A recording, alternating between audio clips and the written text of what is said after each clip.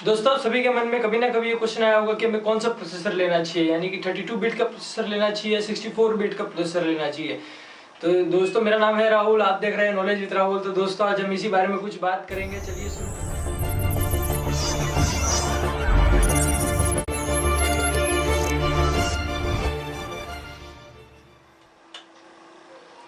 तो दोस्तों सबसे पहले तो मैं आपको बता देता हूँ कि 64 बिट का प्रोसेसर कब आया था। ये प्रोसेसर AMD ने 2003 के अंदर निकाला था, और ये जो प्रोसेसर है ये एप्पल ने 2013 के अंदर उसका जो iOS 7 वर्जन है उसके अंदर उन्होंने 2013 के अंदर अपने मोबाइलों के लिए निकाला था। तो अगर हम बात करते हैं कि आपको 32 बिट का प्रोसेसर लेना चाहिए, 64 बिट का प्रोसेसर लेना चाहिए, दोस्तों मैं आपको ये चीज़ें तीन चीज़ के अंदर मैंने डिवाइड की है, तो मैं आपको इन तीन चीज़ों के अंदर समझाऊंगा। तो सबसे पहले है कि कौन सा प्रोसेसर कितनी जीबी तक की रैम सपोर्ट करता है। तो जी हाँ, जैसे कि मेमोरी एड्रेसिंग की पहले तो हम बात कर लेते हैं कि कौन सा प्रोसेसर कितने जीबी तक की रैम सपोर्ट करता है। तो अगर आप 32 बिट का प्रोसेसर लेते हैं तो वो आपको सिर्फ 4 जीबी तक की, यानी 4 जीबी तक की ही आपको रैम सपोर्ट करेगा, इससे ऊपर आपको सपोर्ट नहीं करेगा। अगर आप 64 बिट का प्रोसेसर लेते हैं तो आपको 4 जीबी से ऊपर तक की भी रैम सपोर्ट करेगा, यानी कि आपके पास फुल बेनिफिट होगा अपने प्रोसेसर को पूरा अच्छे से यूज करने का। अगर हम दूसरा पॉइंट लेते हैं वो है कैलकुलेटिंग स्पीड। तो जैसे कि अगर हम 32 बिट की बात करें तो वो उसके 32 बिट के दो इंटीजर्स के बीच में कैलकुलेट करेगा, और अगर हम 64 बिट की बात करें तो 64 बिट के प्रोसेसर है वो उसके 64 बिट के दो इंटीजर्स के बीच में कैलकुलेट करेगा। तो यानी कि अगर कैलकुलेट की बात करें तो आपको अगर नॉर्मल कैलकुलेशन करनी है तो 64 बिट का प्रोसेसर इसके अंदर थोड़ा अच्छा रहेगा आपके लिए, क्योंकि 64 बिट थोड़ी ज़्यादा अच्छी से प्रोसेसिंग कर पाएगा, ना कि 32 बिट का प्रोसेसर अच्छी प्रोसेसिंग कर पाएगा।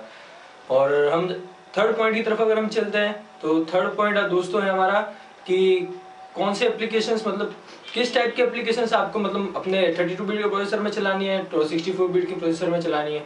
तो दोस्तों मैं बता देता हूँ कि आपका जो मोबाइल आता है, अगर वो आपके मोबाइल के अंदर किटकैट वर्जन है, अगर इससे नीचे का वर्जन है, किटकैट है, जेली बिन है, तो ये समझ लीजिए कि आपका जो मोबाइल है वो 32 बिट प्रोसेसर का है।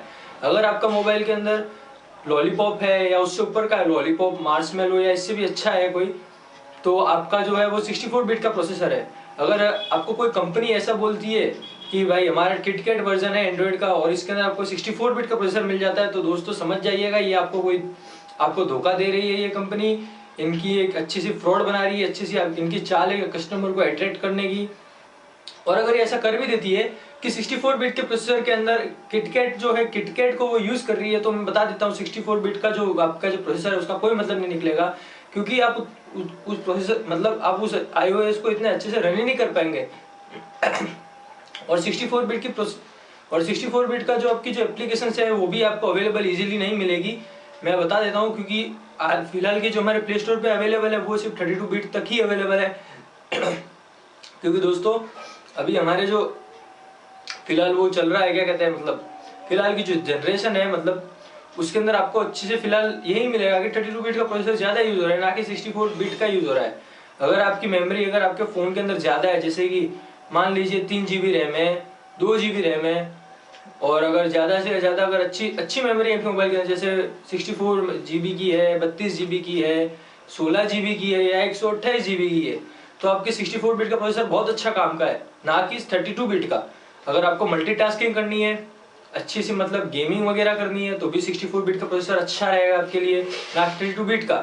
तो दोस्तों मैं उम्मीद करता हूँ कि आपको ये जो मेरा डिफ्रेंशिएशन है ये समझ आया होगा। अगर आप अपना प्रोसेसर लेना चाहते हैं कि 32 बिट का लेना है या 64 बिट का लेना है, तो दोस्तों आपके यही समझदारी है कि आप 64 बिट का प्रोसेसर लें, क्योंकि 64 बिट का जो प्रोसेसर है वो फिलहाल बहुत अच्छा है। अच्छे से आपके आने वाले कुछ सालों तक आपको जरूरत नहीं पड़ेगी। अगर आपकी कोई एप्लीकेशन सपोर्ट नहीं कर रही है 32 बिट के अंदर, तो वो 64 बिट के अंदर डेफिनेटली सपोर्ट करेगी। और अगर हम बात करते हैं कि 32 बिट की, तो देख लेना अगर आपको अच्छा लगता है, आपकी बजट जहाँ तक अलाउड करता है वहाँ तक लो आप। और अगर आपको 64 बिट का है तो मैं तो रिकमेंडेशन यही करूंगा कि आप 64 बिट का प्रोसेसर लेना, ना कि 32 बिट का। और ये कुछ सोच समझ के ही लेना आप, अगर आपको अपने मोबाइल को साल भर, 2 साल भर या 3 साल भर जैसे आपको चलाना है उस हिसाब से लेना है, तो आप 64 बिट का लो। अच्छी सी गेमिंग वगैरह करने तो भी 64 बिट का लो। और अगर आपको मोबाइल लेना है भाई 2 महीने चलाना है, 3 महीने चलाना है, तो फिर आप ले लो भाई 32 बिट का। और फिर लास्ट में फिर ऐसा ऐसा हमारे कई दोस्त होते हैं, जो लोग होते हैं, बच्चे होते हैं, वो करते हैं कि मम्मी पापा से जिद कर लेंगे कि मम्मी हमको कंप्यूटर लाना है। उनको उसका बेसिक नॉलेज कुछ होता नहीं है, वो उठा के चले जाते हैं कंप्यूटर वाले के पास। वो आपको बोलता है कि भाई साहब इस पर 64 बिट का प्रोसेसर है, जबकि ऐसा होता नहीं है, वो 32 बिट का प्रोसेसर आपको दे देता है।